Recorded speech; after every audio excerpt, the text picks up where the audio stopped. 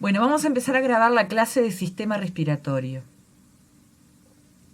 Cuando hablamos de sistema respiratorio, nos estamos refiriendo en realidad a cuatro grandes fases o etapas del sistema. Uno que tiene que ver con la ventilación pulmonar, que vamos a estudiar en primer lugar. Después hay otra parte que tiene que ver con la difusión de oxígeno y anhídrido carbónico entre los alvéolos y la sangre, lo que se llama normalmente el intercambio gaseoso. No nos vamos a detener mucho en esa parte. Después tenemos el transporte de oxígeno y anhídrido carbónico de la sangre a las células y viceversa. Tampoco vamos a hablar mucho de eso, algo de esto lo ven en bioquímica. Y por último, y ahí sí nos vamos a detener, vamos a hablar de la regulación de la respiración. El sistema respiratorio está conformado, ¿verdad?, por una cantidad de órganos o estructuras que tienen el objetivo de llevar el aire hacia los pulmones, ¿sí? Tenemos la nariz y la boca, por donde ingresa el aire cuando inspiramos. Luego pasa a la laringe y a la faringe, ¿verdad? Pero fundamentalmente a la laringe, luego continúa por la tráquea. La tráquea se divide en este lugar que se llama carina en dos bronquios, uno que va al pulmón izquierdo, otro que va al pulmón derecho. Y estos bronquios a su vez se van dividiendo, subdividiendo, hasta llegar a los bronquiolos. Y finalmente llegamos a los pulmones formados por los alvéolos, ¿sí? Como dice acá, el aire se distribuye a los pulmones a través de la tráquea, los bronquios y los bronquiolos. Todas estas estructuras que nombré tienen en su pared músculo liso, anillos, tienen anillos cartilaginosos, la tráquea tiene anillos cartilaginosos y tiene músculo liso. Por lo tanto, el músculo liso, recuerden que es efector del sistema nervioso vegetativo o autónomo. Es decir, que toda esta parte es regulada por el sistema nervioso vegetativo. La tráquea se denomina la vía respiratoria de primera generación, los bronquios son la segunda generación, y para que ustedes tengan una idea, existen entre 20 y 25 generaciones antes de que el aire llegue a los alvéolos. O sea que estos bronquios a nivel de los pulmones se van ramificando mucho, mucho, mucho hasta llegar a los alvéolos.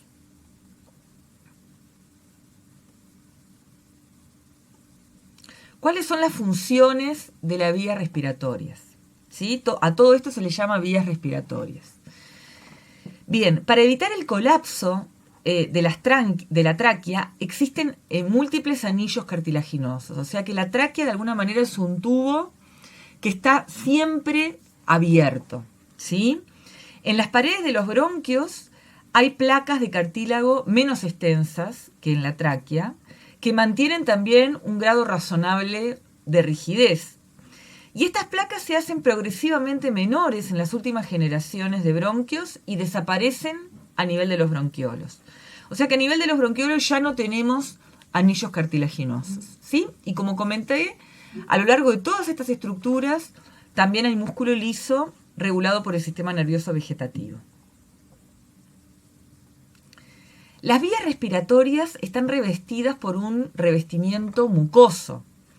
Todas las vías respiratorias, desde las fosas nasales hasta los bronquiolos terminales, están siempre húmedas por una capa de moco que reviste toda la superficie.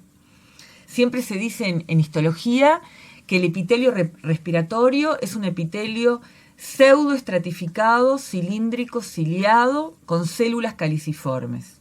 Eso quiere decir que hay células con cilias, ¿verdad?, que baten hacia determinado lugar, ¿sí?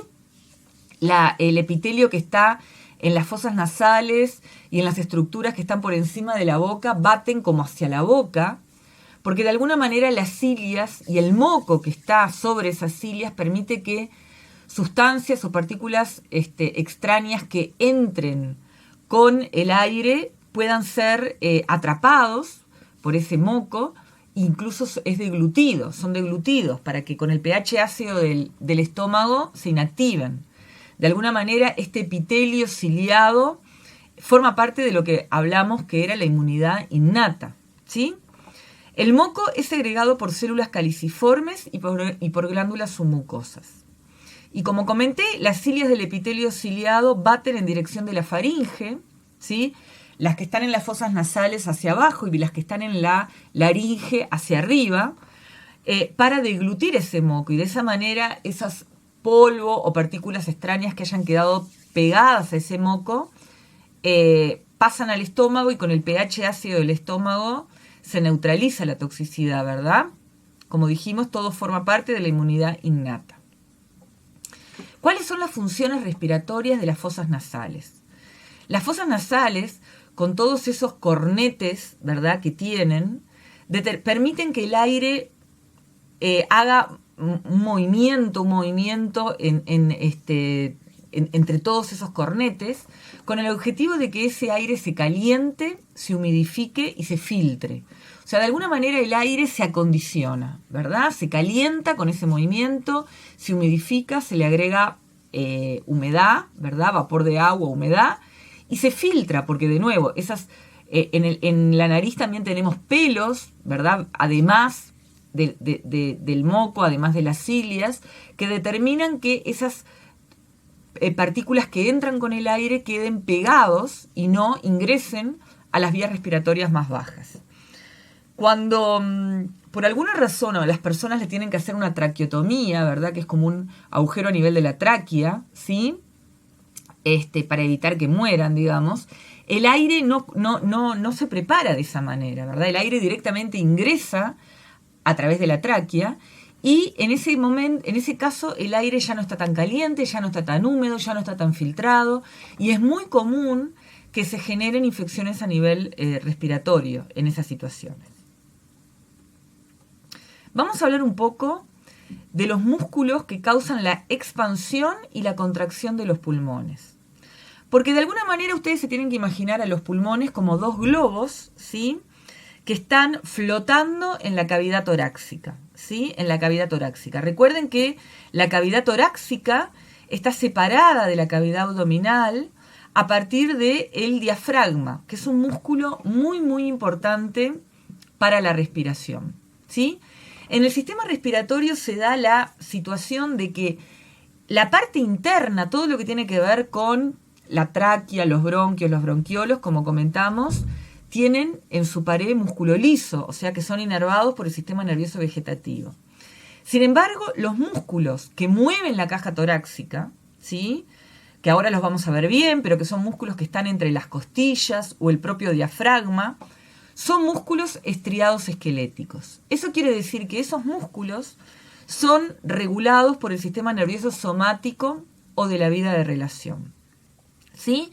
O sea que se da que de alguna manera el sistema respiratorio está regulado por ambos sistemas. El sistema nervioso somático controla a los músculos que abren o que cierran la caja torácica, y el sistema nervioso vegetativo o autónomo regula el músculo liso de la parte más interna de ese sistema respiratorio, ¿verdad? Que tiene que ver con las tráqueas, los bronquios y los bronquiolos. Y la caja torácica está formada delante por el esternón, a los costados tenemos a las costillas y atrás tenemos a la columna vertebral. Y como les comenté, el diafragma, que es un músculo que está como horizontal, ¿verdad?, que se vería en un corte transversal, separa lo que es la cavidad torácica de la cavidad abdominal. Las presiones de la parte interna de la cavidad torácica y de la parte interna de la cavidad abdominal son diferentes. En parte tiene que ver con esto de la respiración, ¿sí? Y nosotros tenemos que pensar que para que el aire entre a los pulmones durante la inspiración, nosotros tenemos que abrir a los pulmones. O sea que de alguna manera los pulmones se tienen que abrir, ¿verdad?, para que el aire pueda entrar. El aire en realidad se mueve por un gradiente de presión, ¿verdad? Se mueve desde el exterior hacia el interior. Como yo no puedo modificar la presión del exterior es la que es, ¿verdad? Lo único que puedo hacer es abrir los pulmones para que la presión de aire dentro de los alvéolos sea menor que la presión que hay afuera. Y no tiene que bajar demasiado.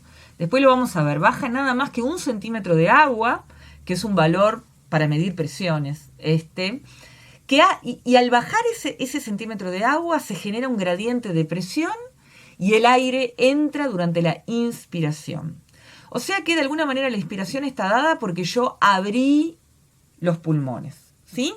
Y la expiración, que sería lo contrario, sería que el aire salga desde los pulmones hacia afuera, se da justamente por lo contrario. También se da por un gradiente de presión, pero ahora lo que tiene que ocurrir es que tiene que aumentar la presión de aire dentro de los pulmones respecto al exterior.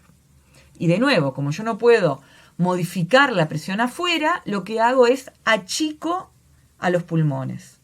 Al achicar a los pulmones, aumenta la presión de aire en los alvéolos respecto al exterior, se genera un gradiente de presión y el aire sale durante la expiración. Vamos a ver que tampoco es que aumente mucho. Con 1 centímetro de agua que aumente, alcanza. Entonces tenemos que pensar cómo hacemos para que esa caja torácica se abra, para bajar la presión de aire dentro de los alvéolos, que se genere ese gradiente de presión y el aire entra, ¿sí? ¿Y cómo hacemos para que esa caja torácica también se cierre? De alguna manera, los pulmones, que son como 2 globos que están dentro de la cavidad torácica, están pegados a la caja torácica. Después vamos a ver cómo, ¿verdad? Pero de alguna manera están como adheridos a la caja torácica. Los pulmones en sí están cubiertos por lo que se llama la pleura, que tiene una capa que se llama la pleura visceral, que digamos, recubre a los pulmones. Y la caja torácica está cubierta por una pleura que se llama pleura parietal, ¿sí? Y entre la pleura visceral y la pleura parietal hay una pequeña cantidad de líquido que se llama líquido pleural. Es lo mismo que si ustedes entre 2 losetas de vidrio ponen un poquitito de agua, ¿verdad? Si ustedes entre 2 losetas de vidrio ponen un poquitito de agua, van a ver que es muy difícil separar en este sentido a las losetas, ¿verdad? Si las losetas se mueven en este sentido o en este sentido, ¿verdad? Pero es difícil separarla. De alguna manera los pulmones están unidos a la parte interna de la caja torácica, así como las 2 losetas de vidrio, ¿sí? Entre la pleura visceral que recubre los pulmones y la pleura pulmonar que recubre la caja torácica por dentro, tenemos un poquito de líquido pleural y de esa manera los pulmones, sin estar realmente fijos, pero sí están como unidos a la caja torácica y acompañan el movimiento de la caja torácica. Por lo tanto, si yo abro la caja torácica, el pulmón se abre y la presión de aire dentro del alvéolo se hace menor que la presión atmosférica y el aire entra por un gradiente de presión. Entonces hay que pensar qué músculos son los que al contraerse abren la caja torácica, ¿sí? Y se tienen que imaginar a la caja torácica como un prisma, ¿verdad? Como un prisma que tiene un prisma, digamos, o un cubo que tiene 6 caras, ¿sí? Y que tiene, por lo tanto, un diámetro que sería el diámetro transversal, ¿sí? Un diámetro que sería el diámetro longitudinal, ¿sí? Y un diámetro que sería el diámetro sagital, ¿verdad? Entonces tenemos un diámetro longitudinal, un diámetro sagital y un diámetro transversal, ¿sí? Y las costillas están como colgadas, ¿verdad? Y cuando estamos sin respirar, sin inspirar, digamos, las costillas están como hacia abajo y atrás. O sea, las costillas están normalmente en esa caja torácica como giradas un poquito hacia abajo y atrás, como hacia la columna vertebral, ¿sí? Cuando tenemos que abrir todos los diámetros de la caja torácica, se empiezan a contraer algunos músculos. Unos que son muy importantes son los músculos intercostales externos, estos de acá. Estos músculos intercostales externos, al contraerse, ¿sí?, hacen que las costillas se horizontalicen, que no estén como caídas hacia atrás, sino que se horizontalizan. Y al horizontalizarse esas costillas, se va a aumentar. ¿Se va a aumentar qué diámetro? Este diámetro, que es el diámetro anteroposterior, ¿sí? Y también se va a aumentar el diámetro transversal. Es decir, que cuando los intercostales externos se contraen, las costillas se vuelven más horizontales y eso aumenta dos diámetros de la caja torácica. El diámetro anteroposterior, ¿sí? O sagital, y el diámetro transversal. De esa manera, esos dos diámetros se aumentan, ¿sí? Otra cosa que ocurre durante la inspiración, cuando queremos que el aire entre, es que se contrae el diafragma. Vean que el diafragma es como una cúpula que está entre la caja torácica por arriba y la cavidad abdominal por debajo. Cuando esa cúpula se contrae, se hace más plana, va a aumentar el diámetro longitudinal de la caja torácica. O sea que los músculos inspiratorios por excelencia, los músculos que al contraerse abren los diámetros de la caja torácica, son los intercostales externos que se contraen y el diafragma que también se contrae y baja. Y de esa manera se aumenta el diámetro longitudinal, el diámetro anteroposterior y el diámetro transversal de la caja torácica. Al abrir la caja torácica, como el pulmón está pegado a la parte interna, también se abre. De esa manera se genera una presión por debajo de la atmosférica en el interior de los alvéolos y el aire entra durante la inspiración. ¿Sí? Bien. ¿Y cómo hacemos para lo contrario? ¿Cómo hacemos para cerrar la caja torácica para la expiración? Recuerden que ahí queríamos lo contrario, queríamos que aumente la presión de aire dentro de los alvéolos respecto al exterior. Y para eso teníamos que achicar a esa caja torácica. Ahí los músculos que se van a contraer van a ser los músculos intercostales internos, que cuando estamos en la inspiración están relajados, ¿verdad?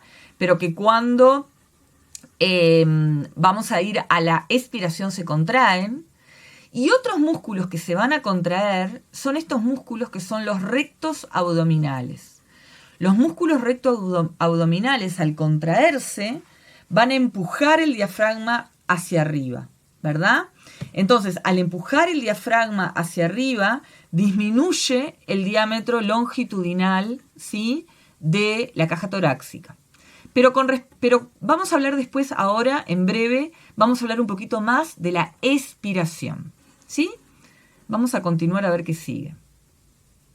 Entonces, los músculos que causan la expansión y la contracción de los pulmones son los que estuvimos mencionando, ¿verdad? Los pulmones pueden expandirse y contraerse de dos maneras. Pueden expandirse y contraerse por el movimiento hacia abajo y arriba del diafragma para alargar y acortar la caja torácica. Cuando el diafragma se contrae, va hacia abajo. Y ahí aumenta el diámetro longitudinal y se produce la inspiración. Cuando el diafragma deja de contraerse, ¿verdad? Cuando el diafragma simplemente no se contrae, el diafragma sube. Y ahí disminuye el diámetro longitudinal de la caja torácica y eso ayuda a la expiración. Y lo otro es la elevación y descenso de las costillas para aumentar y disminuir el diámetro anteroposterior y transversal de la caja torácica. Recuerden que normalmente las costillas están como inclinadas hacia abajo y hacia atrás, hacia la columna vertebral, ¿sí? Cuando los intercostales externos se contraen, esas costillas se horizontalizan y en ese momento se aumenta tanto el diámetro anteroposterior como el transversal. Cuando se dejan de contraer esos músculos intercostales externos, ¿verdad?, se vuelve a la posición inicial y eso ayuda a la expiración, ¿sí? Vamos a hablar un poquito de lo que es la respiración tranquila y la vamos a diferenciar de una respiración más activa. No es lo mismo cuando estamos respirando tranquilos, como cuando estamos sin hacer nada, ningún ejercicio, por ejemplo, a cuando estamos haciendo un ejercicio, cuando estamos corriendo, ¿verdad? La respiración cambia, ¿sí? Y al final de la clase vamos a ver cómo se regula eso. Pero ahí tenemos que pensar en la inspiración y sobre todo pensar en la expiración. Porque a diferencia de la inspiración, que siempre es activa, cuando yo inspiro, siempre tengo que contraer músculos, ¿verdad? Por lo menos tengo que contraer al diafragma y a los intercostales externos, ¿sí? A diferencia de la inspiración, la expiración puede ser de dos tipos. Puede ser una expiración pasiva y puede ser una expiración activa. Cuando nosotros estamos tranquilos, en la respiración tranquila, cuando por ejemplo estamos sentados tranquilos sin hacer ningún ejercicio, ¿verdad? La expiración es pasiva. ¿Qué quiere decir eso? Que solo alcanza con la inspiración, ¿verdad? La inspiración determina que se contraigan los músculos inspiratorios, ¿sí? Ahí se produce la entrada de aire. Y ahí se abren los pulmones. Y cuando estos músculos dejan de contraerse, los pulmones vuelven a su posición original. Hay lo que se llama un retroceso elástico, ¿verdad? El pulmón deja de estar inflado, como cuando se desinfla un globo, vuelve a su posición original y eso alcanza para mandar el aire para afuera, para la expiración. Eso sería una expiración pasiva, ¿sí? Como dice acá, la respiración normal, tranquila, se logra casi totalmente por el movimiento del diafragma. Solo con el diafragma, al contraerse o al relajarse, yo puedo lograr la respiración tranquila. Durante la expiración, ¿sí?, el diafragma se limita a relajarse. O sea, eso que se había contraído y que había bajado, vuelve a lo normal. Y al volver a lo normal, se disminuye el diámetro longitudinal de la caja torácica y eso ayuda a la expiración pasiva. También se produce el retroceso elástico de los pulmones, ¿sí? El retroceso elástico de los pulmones, de la pared torácica y de las estructuras abdominales, lo que comprimen a los pulmones, ¿verdad?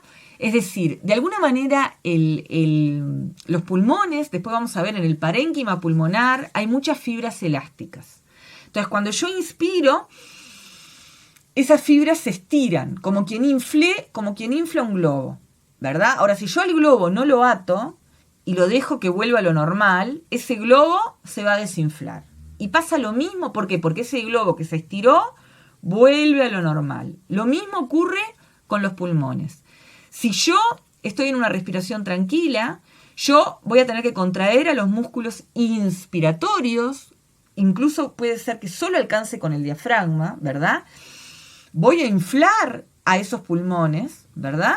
Y cuando ese diafragma se deja de contraer, ¿verdad? Simplemente va a subir y los pulmones, por ese retroceso elástico que tienen, van a volver a lo normal y se va a producir la expiración. Esa expiración es una expiración pasiva. No se necesitó de contraer a ningún músculo expiratorio.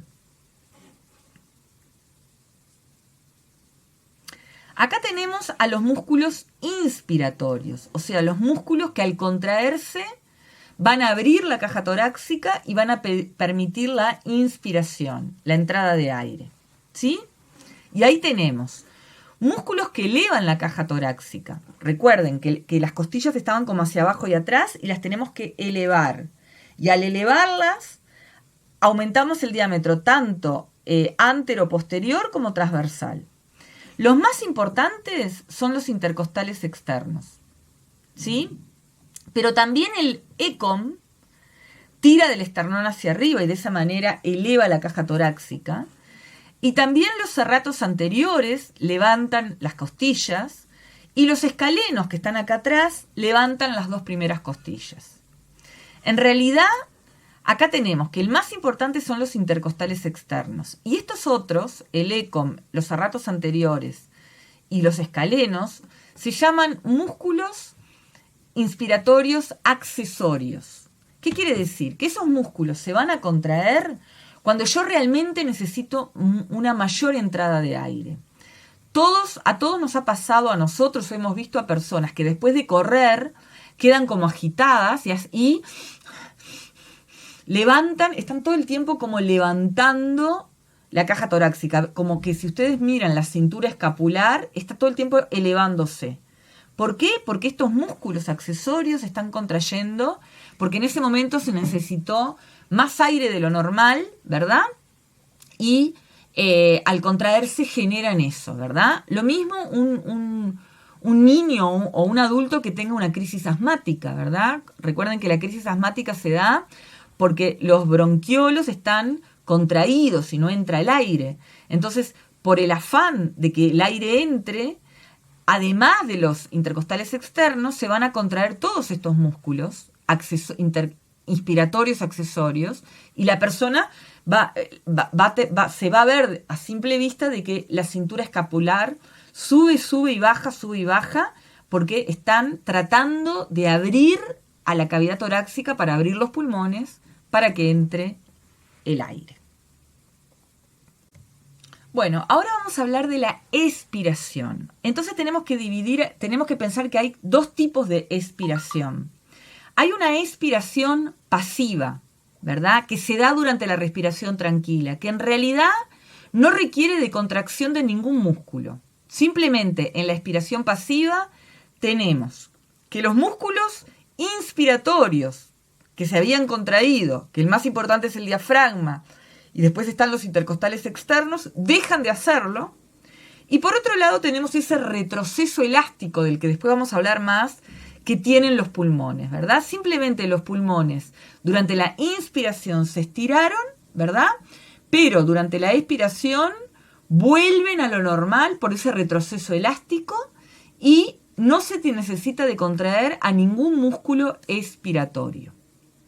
Ahora, cuando hacemos un ejercicio, cuando por ejemplo estamos corriendo, ahí necesitamos más aire, que entre más aire, y ahí vamos a tener que generar una expiración activa.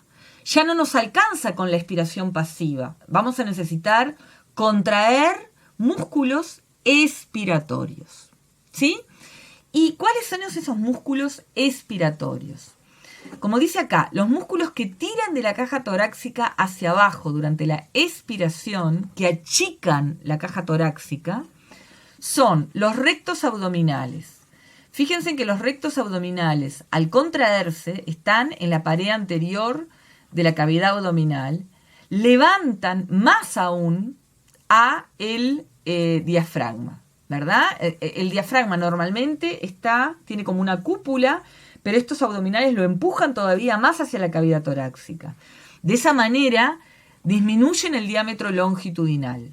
Como dice acá, ¿verdad? Los rectos abdominales que tiran hacia debajo de las costillas inferiores y junto a los restantes músculos abdominales comprimen el contenido abdominal hacia arriba contra el diafragma. Y los otros músculos que se van a contraer durante la expiración activa, o también se le llama expiración forzada, que ocurre durante un ejercicio, son los intercostales internos. Esos músculos que durante la inspiración estaban relajados, ahora se van a contraer. Entonces, durante la expiración activa, además de que los músculos inspiratorios dejaron de contraerse, además de que el diafragma volvió a lo normal y dejó de contraerse, ¿verdad? Además del retroceso elástico de los pulmones, necesitamos a los rectos abdominales que empujen el diafragma todavía más arriba para disminuir el diámetro longitudinal. Y necesitamos a los músculos intercostales internos que se contraigan para achicar esa cavidad torácica. Y de esa manera aumentar la presión de aire dentro de los alvéolos para que sea mayor que la presión atmosférica y el aire salga durante la expiración. Bien. Vamos a hablar ahora de un reflejo que es un reflejo defensivo, que es el reflejo de la tos, ¿verdad? ¿Por qué digo que es un reflejo defensivo? Porque como comentamos antes, por el aire pueden entrar una cantidad de antígenos, ¿verdad? Una cantidad de sustancias extrañas al organismo, partículas, toxinas, sustancias tóxicas, etcétera, que pueden ser muy perjudiciales para el sistema respiratorio, ¿verdad? Entonces, de alguna manera, la tos es un reflejo que nos defiende, que evita que esas partículas entren a las vías respiratorias bajas, ¿sí? Como dice acá, la irritación del sistema respiratorio produce la tos, ¿sí? Claro que hay como dos tipos de toses. Está la tos que está relacionada a los resfríos, a las gripes, ¿verdad? Ahora tan común al coronavirus, ¿sí? Y está la tos más como un reflejo defensivo, ¿sí? ¿Por dónde va la información? Como es un reflejo, acuérdense que en un reflejo siempre vamos a tener receptores, vía aferente, centros, vía eferente y efector. Y las vías aferentes van a viajar por los nervios vagos, ¿verdad? Los nervios vagos son nervios que nacen en visceroceptores, en receptores que están en el interior del sistema respiratorio, en el interior de la tráquea, de la laringe, de los bronquios, ¿verdad?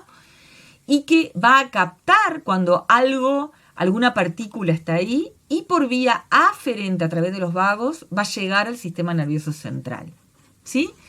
¿Y qué efecto se produce durante la tos? Primero, se inspiran unos 2,5 litros de aire. Después vamos a ver que lo normal, lo que respiramos normalmente en una respiración tranquila, es medio litro de aire. Acá estamos haciendo que entre 2,5 litros de aire, ¿sí? Se cierra la epiglotis, que es una tapita que tiene la laringe, ¿verdad? Que normalmente está en posición vertical, pasa a posición horizontal, se cierra, y también se cierran las cuerdas vocales, ¿verdad? En la glotis, en la laringe, para retener el aire en los pulmones, ¿sí? Luego se contrae enérgicamente los músculos abdominales. Pensemos que durante la tos lo que se produce es una gran expiración. Lo que estoy largando es una gran expiración. Entonces se contraen con mucha fuerza los músculos abdominales. Recuerden que de esa manera empujaban el diafragma hacia arriba.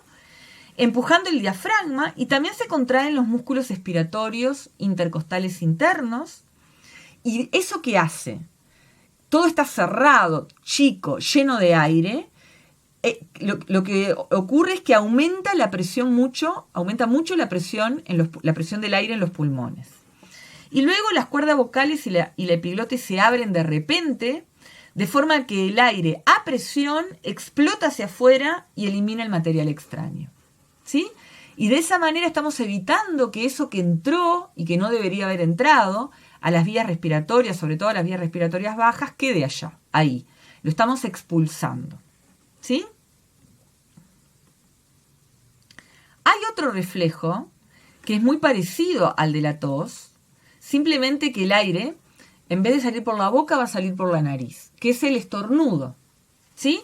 Es parecido al reflejo de la tos, se origina a partir de las vías respiratorias nasales, por lo tanto los impulsos aferentes van por el trigémino, ¿sí? Y se produce una serie de acciones iguales a la de la tos, ¿sí? La úvula, ¿verdad? O paladar blando, ¿sí?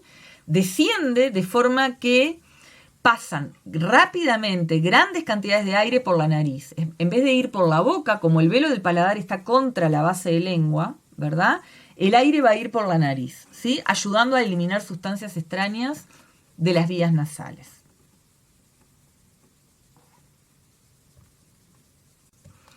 Vamos a hablar un poquito ahora del pulmón, ¿sí? Y como les comenté, el pulmón es una estructura elástica, porque además en el parénquima pulmonar hay muchas fibras elásticas, que se colapsa como un globo. O sea, la tendencia natural del pulmón, igual que un globo que no atamos, es que se quiera desinflar.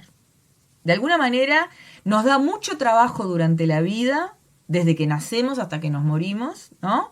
Tener a ese globo inflado durante la inspiración. Lo que quiere el pulmón es desinflarse, ¿sí? Como dijimos, no hay una fijación entre el pulmón y las paredes de la caja torácica. No es que esté pegado, adherido, ¿verdad? Unido de una manera fija, excepto en el lugar en el que está suspendido del mediastino por el ilio. Pero sí, de alguna manera, el pulmón a través, recuerden, la pleura visceral recubre el pulmón, la pleura parietal recubre la caja torácica y entre medio hay como una succión, hay como una presión negativa y un poquito de líquido, como si hubiera un poquito de agua entre dos losetas de vidrio, ¿verdad? Que a pesar de que no se mantienen unidas fijas, sí se mantienen unidas en movimiento, ¿verdad? Movimiento en este sentido, movimiento en este sentido. Lo que no puede es separarse. Eso hace que el pulmón acompañe el movimiento de la caja torácica y que cuando la caja torácica se abra, el pulmón también se abra, ¿sí? Entonces el pulmón flota en la cavidad torácica rodeado de una fina capa de líquido pleural. Vamos a hablar ahora entonces de la presión pleural, durante y de las variaciones de esta presión pleural durante la respiración. Y acá tenemos las dos fases de la respiración, la inspiración y la expiración, ¿verdad? Y acá tenemos que se mide las presiones, se puede medir como medíamos la presión arterial con milímetros de mercurio, o se puede medir con centímetros de agua, ¿sí? Y acá hay varias presiones que estamos viendo. Estamos viendo la presión pleural, o sea, la presión de ese líquido pleural entre la pleura visceral y la pleura parietal.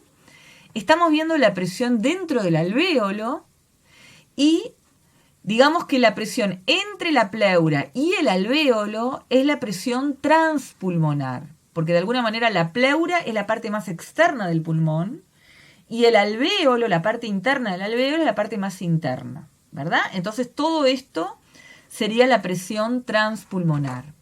Y por otro lado, acá se está midiendo la cantidad de litros de aire que entran durante la inspiración y que salen durante la expiración. Y a eso se le llama volumen pulmonar, ¿sí? Como dice acá, la presión pleural, entonces, es la presión del líquido en el estrecho espacio existente entre la pleura pulmonar, ¿verdad? O pleura visceral, y la pleura de la pared torácica o parietal, ¿verdad? Esa es la presión pleural. Y esa presión siempre es negativa, porque siempre se requiere como una especie de succión, ¿verdad?, entre esas dos pleuras. Y al comienzo de la inspiración, en el momento que todavía no estamos haciendo nada, no estamos inspirando, al comienzo es de menos 5 centímetros de agua, ¿sí? Y durante la inspiración, cuando yo abro la caja torácica y el pulmón, esa presión se hace todavía más negativa y llega a menos 7 centímetros de agua. Y mientras esa presión se hace más negativa, entra al pulmón medio litro de aire. Medio litro de aire. ¿Sí? Por el contrario, cuando se va a producir la expiración, ¿sí?, que ocurría lo contrario, todo se achicaba, la caja torácica y el pulmón se achicaba, la presión pleural, ¿verdad?, vuelve a el nivel de antes de la inspiración. Recuerden que la expiración pasiva en realidad no requería contracción de músculos, sino simplemente que los músculos que se contrajeron durante la inspiración dejen de hacerlo. Entonces volvemos a los menos 5 centímetros de agua, ¿sí? Y sale, durante la expiración sale medio litro de aire. Y por supuesto que la presión alveolar también cambia. Durante la inspiración, la presión alveolar, recuerden que tenía que bajar para que se genere ese gradiente de presión y el aire entre. Yo no puedo cambiar a la presión de aire afuera, lo único que puedo hacer es cambiar la presión de aire adentro.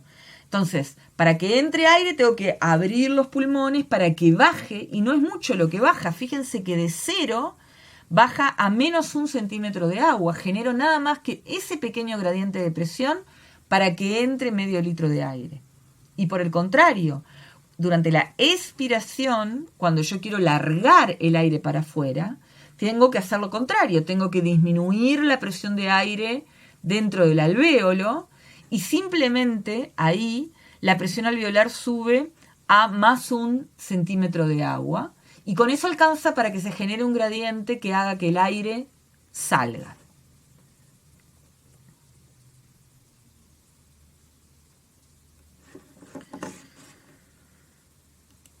La presión alveolar y la presión transpulmonar. Como vimos, la presión alveolar es la presión dentro de los alvéolos y la presión a través del pulmón es la presión que va desde la parte más interna del interior del alvéolo a la presión pleural, que es la parte más externa del pulmón. ¿Sí? La presión alveolar, entonces, como dijimos, es la presión en el interior de los alvéolos, que durante la inspiración baja a menos 1 centímetro de agua y durante la expiración sube a más 1 centímetro de agua. Y la presión transpulmonar es la diferencia de presión entre los alvéolos y la presión pleural, que también, ¿verdad? Digamos que baja durante la inspiración y sube durante la expiración. Y de alguna manera es una medida de las fuerzas elásticas de los pulmones que tienden a colapsar los pulmones, ¿verdad? Recuerden que habíamos dicho que el pulmón en realidad lo que quiere, como el globo que no até, es desinflarse. Tiende al colapso. Hay una tendencia natural al colapso. De alguna manera la presión transpulmonar, ¿verdad?, se opone en algún punto a esa tendencia al colapso. ¿Sí? Y para eso vamos a hablar de cuáles son las fuerzas elásticas de los pulmones. ¿Sí? ¿Qué genera esa tendencia que el pulmón se quiera desinflar como un globo? ¿Sí? Y ahí tenemos que, por un lado, la tercera parte de esa fuerza está dada por las fuerzas elásticas del propio tejido pulmonar. ¿Sí? Como dijimos, en el parénquima pulmonar hay fibras de elastina y fibras de colágeno que yo cuando inspiro las estoy estirando, ¿verdad? Y que quieren volver a lo que era, igual que un resorte que yo estiro y quiere volver a lo que era antes de estirarse. Y eso determina la tercera parte de la fuerza que tiende a cerrar, a colapsar el pulmón. Pero las 2 terceras partes, o sea, la mayoría de esa fuerza tendiente a que el pulmón colapse, ¿sí?, es causado por otra cuestión que vamos a ver ahora, que es la tensión superficial del líquido que reviste las paredes interiores de los alvéolos.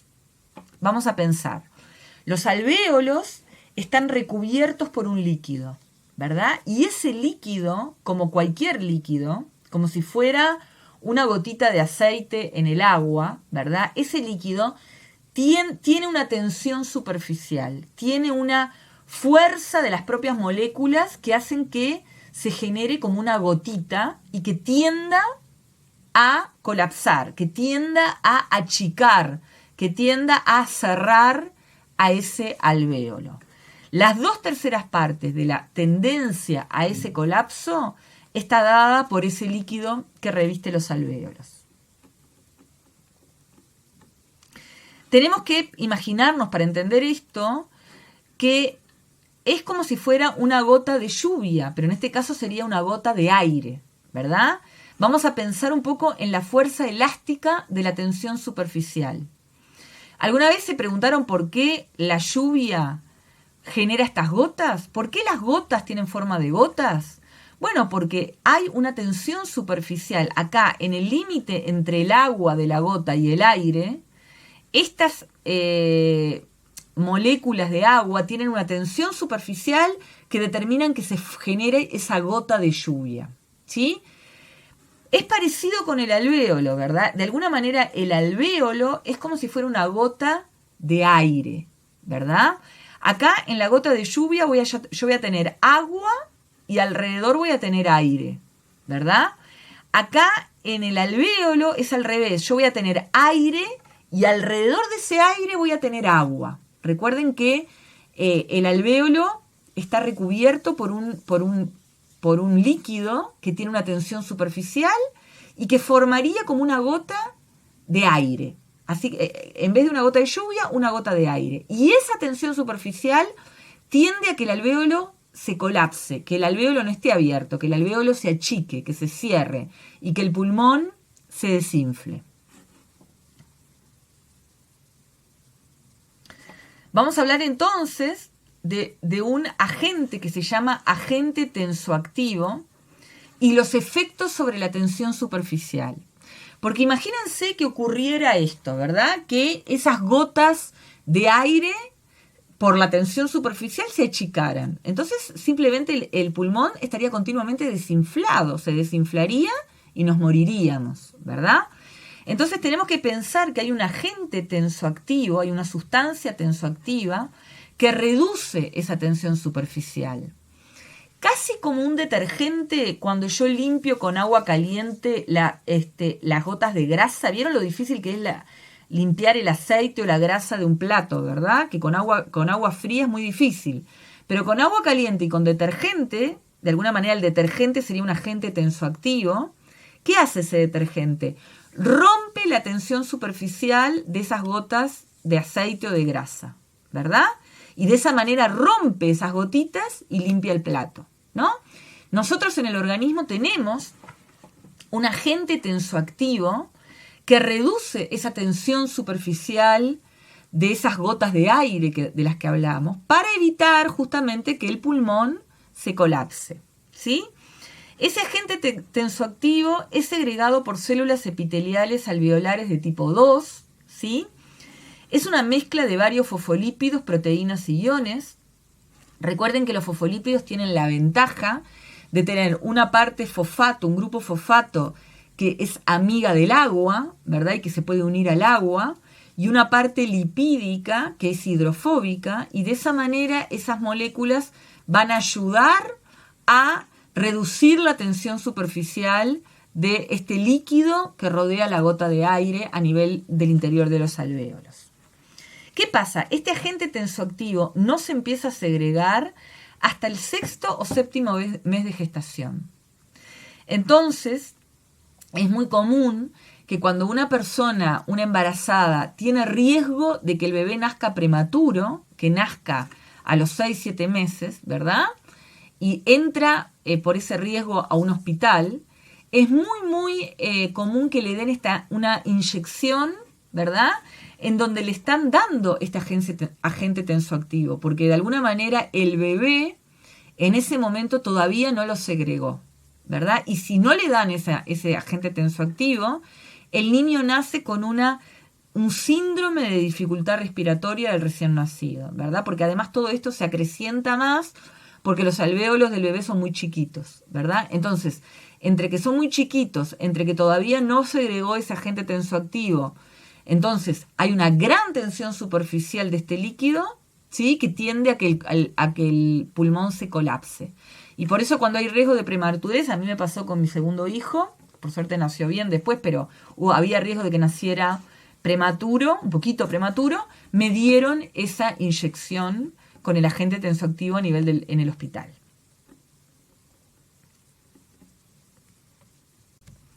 Bueno, vamos a hablar ahora de cómo es que se miden de alguna manera la cantidad de aire que entra y que sale durante la respiración, ¿sí? Y para eso tenemos un aparato que se llama espirómetro, que funciona de esta manera.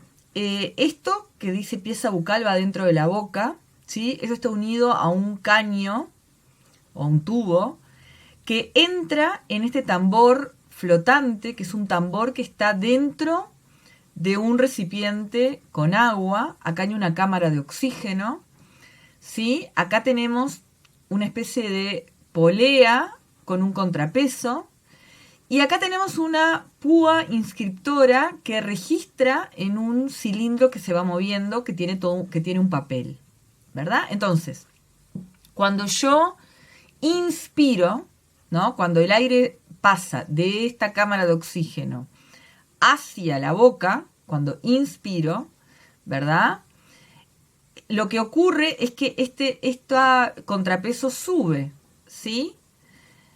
Y cuando cuando sube, genera una curva acá, durante la inspiración, ¿verdad?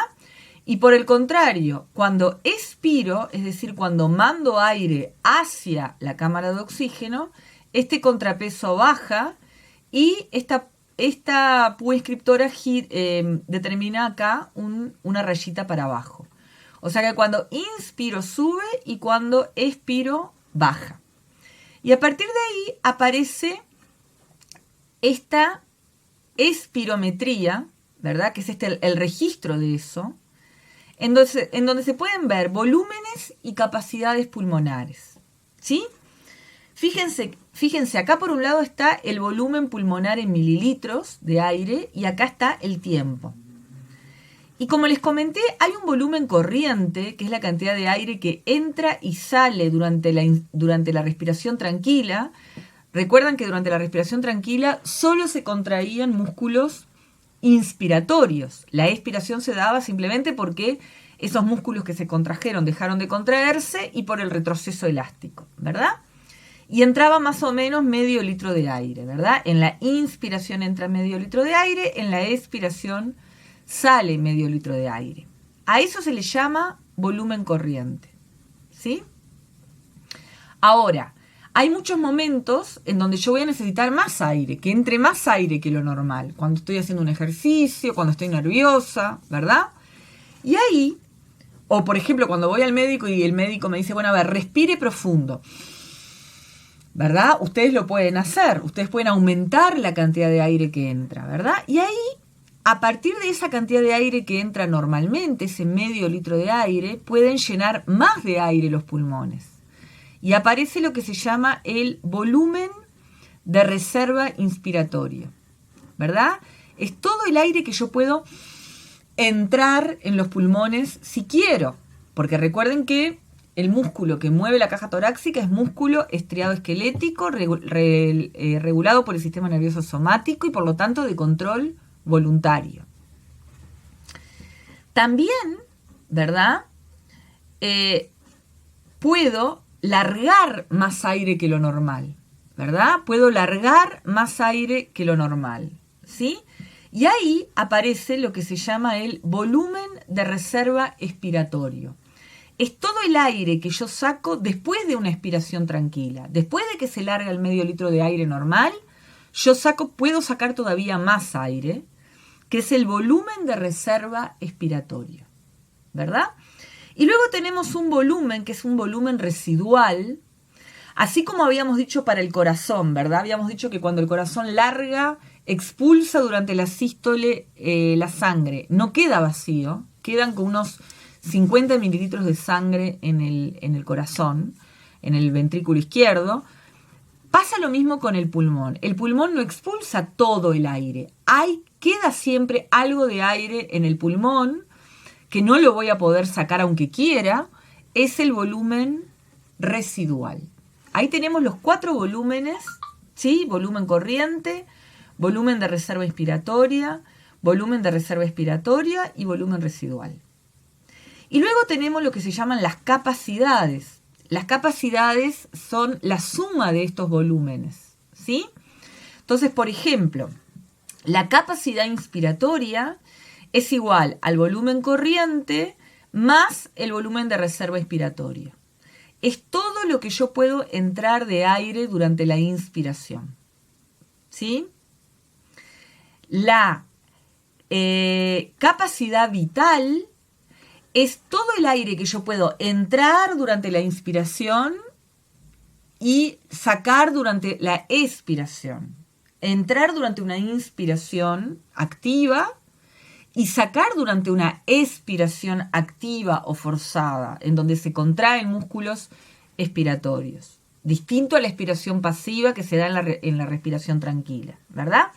Esa capacidad vital es igual a el volumen de reserva inspiratoria más el volumen corriente, más el volumen de reserva expiratoria, ¿sí? Y después tenemos una capacidad residual funcional, que es todo el aire que queda en el pulmón después de haber expirado tranquilamente. Después de haber sacado el medio litro de aire normal, que siempre sale, ¿verdad? Tengo el volumen de reserva expiratoria, que es lo que yo puedo sacar de aire si genero una expiración activa, más el volumen residual, que es ese aire que no puedo sacar de ninguna manera, ¿verdad? Que queda en el pulmón. Esa es la capacidad residual funcional. Y por último tengo la capacidad pulmonar total, que en realidad es una medida teórica, porque nunca yo voy a poder, como por ejemplo, nunca voy a poder sacar todo el aire, como vimos, siempre va a quedar un volumen residual, ¿sí? Esa capacidad pulmonar total es igual al volumen de reserva inspiratorio, más el volumen corriente, más el volumen de reserva expiratorio, más el volumen residual. Es la capacidad que tienen los pulmones, anatómicamente hablando, de llenarse de aire. Esa es la capacidad pulmonar total. Bueno, y acá están los valores de esos volúmenes, ¿verdad? Como vimos, el volumen corriente, 500 mililitros, medio litro de aire. El volumen de reserva inspiratorio, 3000 mililitros. O sea que yo puedo, además de inspirar el medio litro de aire, puedo inspirar 3 litros más. Volumen de reserva expiratorio es 1100 mililitros. Esto es, recuerden que el volumen de reserva expiratorio era lo que yo podía eliminar de aire después del medio litro que saqué. Y el volumen residual, que es lo que siempre queda en el pulmón, aunque yo haga una expiración activa o forzada, es 1200 mililitros de aire.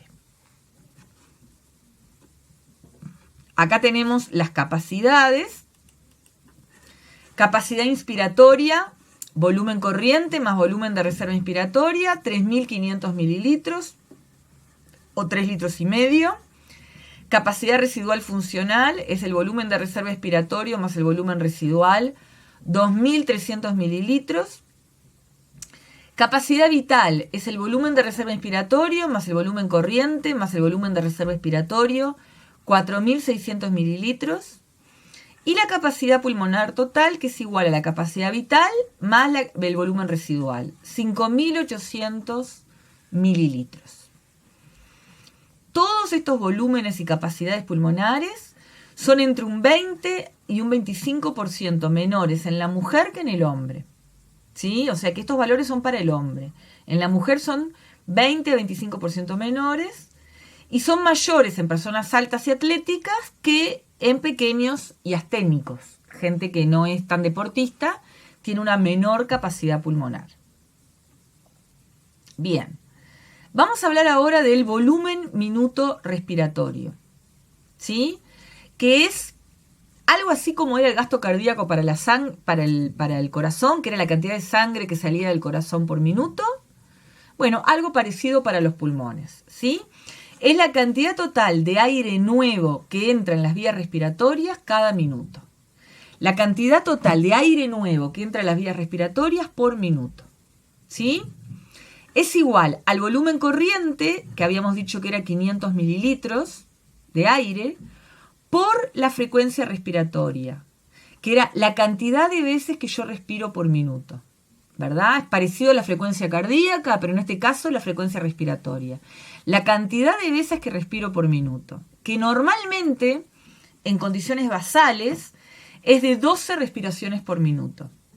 Pero yo eso lo puedo aumentar.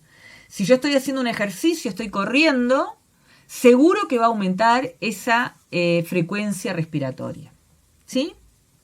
Por lo tanto, el volumen minuto respiratorio es en promedio de 6 litros por minuto. Normalmente en condiciones basales, cuando estoy tranquila, la cantidad de aire que entra, ¿verdad?, por minuto son 6 litros de aire por minuto.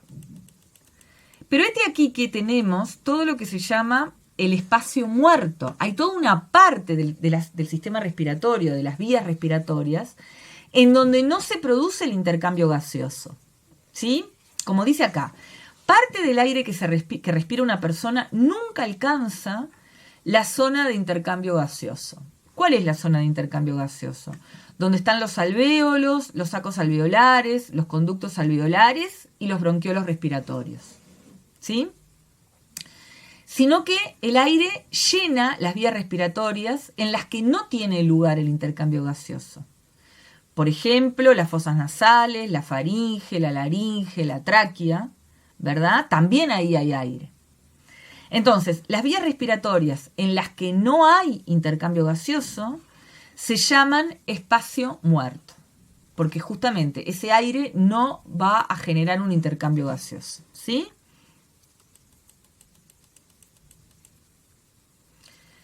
Entonces, más que importar la cantidad de aire que entra al sistema respiratorio por minuto, lo que importa es la cantidad de aire que entra al alvéolo por minuto, porque es ahí, ¿verdad?, en donde se produce el intercambio gaseoso.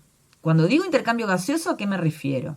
Me refiero que al alvéolo va a entrar el aire, y el aire que va a estar en el alvéolo va a tener mucho oxígeno y poco anhídrido carbónico, ¿verdad? Y la sangre que va a llegar ahí, los capilares que van a estar cerca de ese alvéolo, van a tener una sangre al revés, una sangre desoxigenada, una sangre que tiene mucho anhídrido carbónico y poco oxígeno. Y como estos gases son muy liposolubles, y porque el capilar está muy cerquita del alvéolo, por difusión simple se va a producir un intercambio gaseoso. El oxígeno va a ir del alvéolo a la sangre, y el anhídrido carbónico va a ir de la sangre al alvéolo. Y la sangre que sale del pulmón y que vuelve al corazón por las arterias pulmonares, por las venas pulmonares, va a ser una sangre ahora diferente, que tiene mucho oxígeno y poco anhídrido carbónico. Por lo tanto, lo que importa es la cantidad de aire que entra al alvéolo. Y esa ventilación, que se llama ventilación alveolar, ¿cómo se calcula?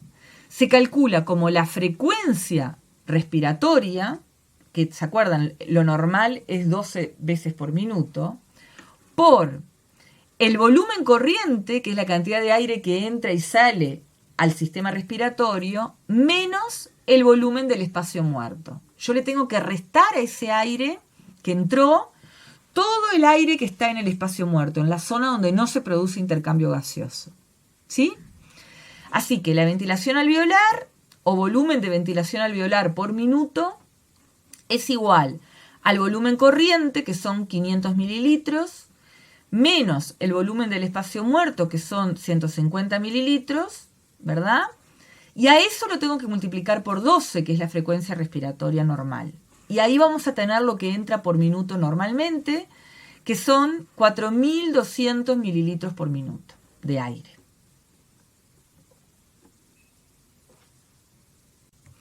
Bien, vamos a hablar ahora de la unidad respiratoria, de la zona donde realmente se produce ese intercambio gaseoso, ¿sí?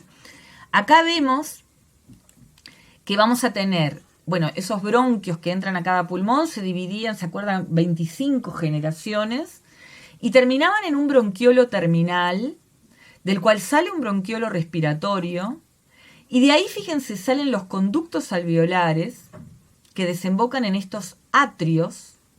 Y a su vez, lo que tenemos acá que llegan a estos atrios son los sacos alveolares, que están formados por muchos alvéolos. ¿Sí? Entonces, la unidad respiratoria está compuesta por el bronquiolo respiratorio, los conductos alveolares, los atrios y los alvéolos. ¿Sí? Y ahí, si yo hago un corte transversal de esta zona, ¿qué veo? Veo a los alvéolos, ¿sí? Y veo entre los alvéolos, acá, ¿qué veo? Veo capilares, ¿verdad? Veo vasos linfáticos, arterias, venas. Toda esta zona es el espacio intersticial perivascular que está alrededor de estos vasos, ¿sí? En definitiva, este oxígeno y anhídrido carbónico del que estuvimos hablando recién, ¿de dónde a dónde va a ir? El oxígeno va a ir del interior del alvéolo al capilar y el anhídrido carbónico va a ir del interior del capilar al alvéolo, para que el anhídrido carbónico se vaya por la expiración y para que el oxígeno, ¿verdad? Una vez que entra al capilar, recuerden que se une a la hemoglobina. Recuerden que los glóbulos rojos son como una bolsa de hemoglobina cuya principal función es justamente transportar ese oxígeno. Por lo tanto, la membrana respiratoria, ¿verdad? La membrana donde se produce ese intercambio de gases, se ha calculado que tiene una superficie total de 70 metros cuadrados, ¿verdad? Si yo uno cada uno de estas zonas de intercambio da ese tamaño, ¿sí? Y si yo veo esa membrana respiratoria, fíjense, acá está el alvéolo, ¿sí? Acá tenemos el epitelio alveolar. Son las células epiteliales que recubren el alvéolo. Estas células eran las que producían, ¿sí?, esa sustancia tensoactiva, ¿se acuerdan? Y este es el endotelio capilar. Son las células epiteliales que forman la pared del capilar. Y acá dentro del capilar tenemos un glóbulo rojo, ¿sí? Y entre el endotelio capilar y el epitelio alveolar tenemos la membrana basal del epitelio alveolar y la membrana basal del capilar. Y hay un pequeño espacio acá intersticial, ¿sí? Acá, como se ve, está la capa de líquido y el agente tensoactivo del que hablamos, ¿sí? Y entonces, el oxígeno, en definitiva, por difusión simple, va a ir del alvéolo al capilar. Recuerden que ahí también tiene que entrar dentro del glóbulo rojo. En su mayoría viaja ahí, ¿verdad? Y el anhídrido carbónico, por el contrario, tiene que ir desde el capilar hacia el alvéolo. Entonces, ¿de qué capas consta esta membrana respiratoria? Consta de la capa de líquido que reviste el alvéolo. ¿Se acuerdan? Que era la que tenía aquella tensión superficial que tendía al colapso.